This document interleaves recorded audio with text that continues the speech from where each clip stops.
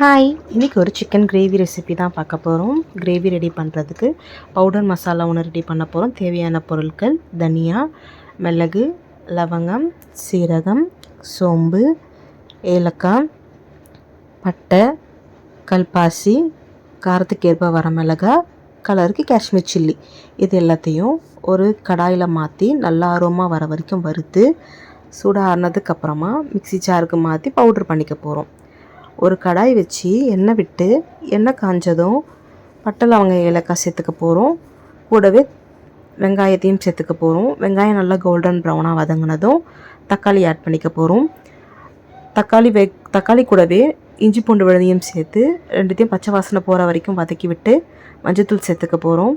அரைச்சி வச்சுருக்க பவுடர் மசாலாவையும் சேர்த்து நல்லா கலந்து விட்டுக்க போகிறோம்.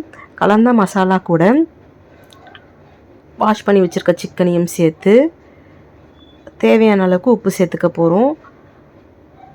சிக்கன் வேகிறதுக்கு தேவையான அளவுக்கு தண்ணியும் சேர்த்து நல்லா ஒரு கிளறிட்டு மூடி போட்டு சிம் ஃப்ளேமில் 10 நிமிஷம் வச்சு வேக வச்சோன்னா ஓப்பன் பண்ணி பார்த்தோன்னா சூப்பரான சிக்கன் கிரேவி எண்ணெய் பிரிஞ்சு ரெடியாக இருக்கும் ஃப்ரெண்ட்ஸ். இது கூடவே நல்லா கொத்தமல்லி இலையும் கை ஃபுல்லாக தூவி விட்டோன்னா சூப்பராக ரெடியாக இருக்கும். ட்ரை பண்ணி பார்த்துட்டு எப்படி இருந்துச்சுன்னு சொல்லுங்கள் ஃப்ரெண்ட்ஸ். தேங்க்யூ.